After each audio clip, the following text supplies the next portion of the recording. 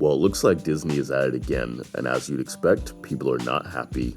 Just a few days ago, new photos were released from Disney's upcoming live-action remake of Snow White, continuing Disney's recent tradition of remaking all of their old classics in live action, and sometimes updating or adding some modern or inclusive themes. The film is set to be released in early 2024, starring actress Rachel Zegler as the lead. When this film and the casting were announced, many people expressed their collective outrage, wondering why a historically white character would be played by a Latina actress, whether or not certain themes are appropriate in today's times, and why Disney is yet again remaking one of its old movies. In today's video, we'll discuss these things, so buckle up and let's get started. Movie remakes are films that readapt or reimagine an earlier movie, often with a new cast, updated technology, and sometimes a different creative team. They've been a part of the film industry for many years, and their popularity has fluctuated over time. While some movie remakes are well received and successful, others face significant criticism and backlash from audiences. To better understand why people are so angry about this new film, let's take a look into the past. The original film was a major undertaking for Walt Disney and his studio. At the time, many people in the film industry doubted the feasibility of producing a feature-length animated film, considering animation was primarily used for short cartoons. The project was known as Disney's Folly during the production because of its perceived risks.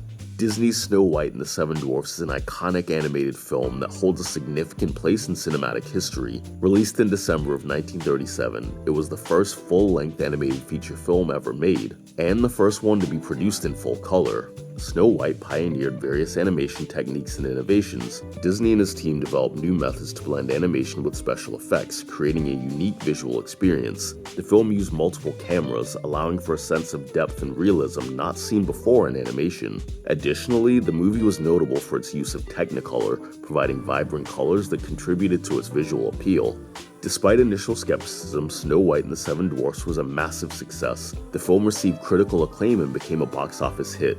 The success of Snow White saved Disney Studios from financial troubles and established Walt Disney as a major player in the entertainment industry. The film's success went beyond the box office. Snow White became a cultural phenomenon, captivating audiences of all ages and becoming an enduring part of popular culture. The characters, including Snow White and the Seven Dwarfs and the Evil Queen, have become an iconic figure in the Disney pantheon. The success of Snow White paved the way for future animated feature films from Disney and other studios. It demonstrated that animation could be a visual and lucrative form of storytelling, leading to a golden age of animated films in the late 20th century. The film's popularity and the impact have endured over decades, and it remains a beloved classic among generations of viewers. And now that brings us to today. People are upset about this remake for multiple reasons, with one of the main reasons being the casting of Rachel Zegler. In the original story, Snow White is described as having hair as black as a raven and skin as white as snow. With a story of old German origin, and her pale white skin being the reason for her name, a lot of people didn't like seeing a Hispanic actress playing this role. One thing I do want to point out here is that controversial casting in Hollywood is certainly nothing new, and anytime any actor is cast in any role, it's never without some sort of criticism. And while some people say that criticism of this casting is inherently racist, this isn't necessarily the case. A lot of companies today are always race-bending characters for the sake of diversity and insisting that certain roles can be played by anyone. And while someone who is Hispanic certainly can be pale and have white skin, there is a wider conversation to be had about why this is okay and why this is not. I personally have no issue with either one of these castings specifically because of race. I'm simply pointing out that maybe criticism is valid on both sides. People also criticize the film for reportedly containing more modern or so-called woke themes. Apparently the story won't contain a prince, and Snow White's going to be portrayed as a strong, independent woman. Reportedly, the Seven Dwarfs will now be 7 magical people of various ethnicities and different genders. In recent years, certain people have expressed their feelings and said that the story of Snow White is very offensive. And while some of these thoughts could generate a larger conversation, it mostly just boils down to looking at things from the past with a modern lens. They say it tells the story of a passive, submissive character. Critics argue that this perpetuates outdated gender stereotypes and fails to provide progressive representation of women. Snow White is often celebrated for her beauty, and the idea that the fairest of them all reinforces narrow and unrealistic and Eurocentric beauty standards, and this can potentially impact body image perceptions and self-esteem in young audiences. There's the damsel in distress trope, and most of all, the consent to true love's kiss. The story's climax involves the prince kissing Snow White to break the curse, and some people view this as problematic as it implies that a non-consensual act can lead to a positive outcome.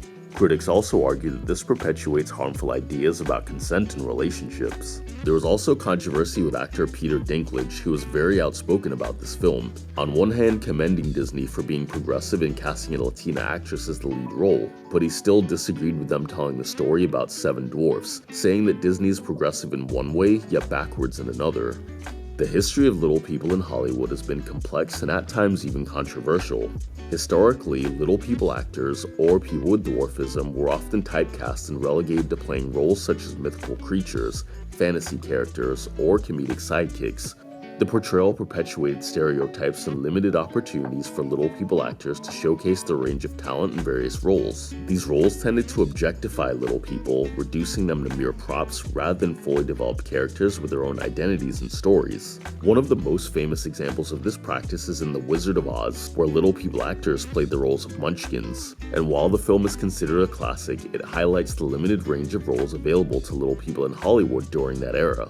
As society progressed, awareness of the importance of authentic representation grew. There was a push for more diverse and accurate portrayals of characters with dwarfism in film and TV. This led to a gradual shift away from the traditional casting of little people as mythical creatures in comic relief.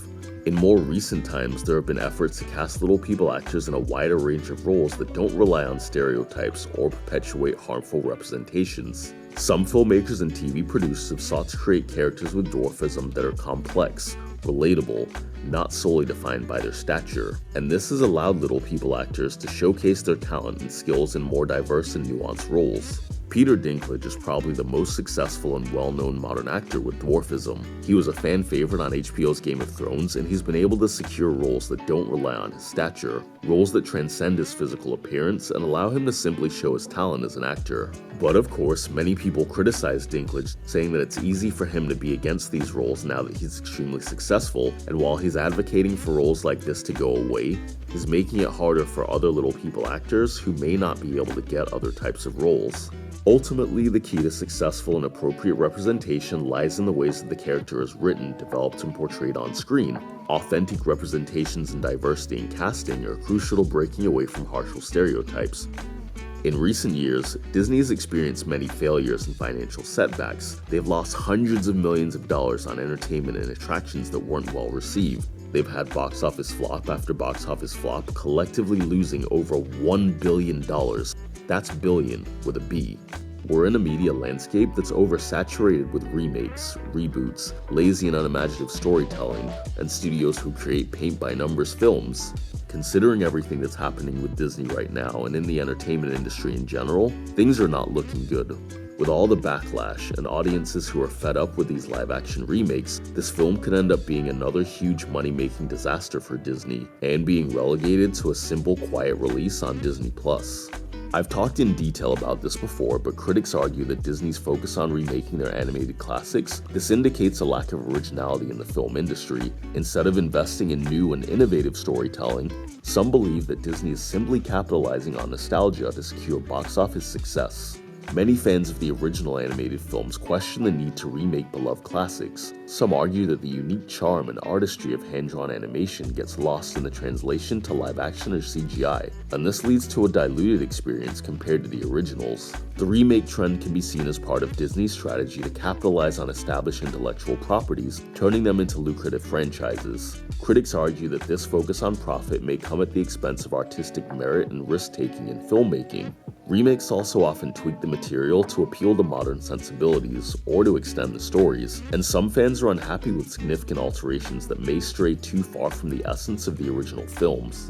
It is challenging for remakes to match the magic and the emotional impact of beloved animated classics, leading to the inevitable comparisons that can be unfavorable to the new adaptations.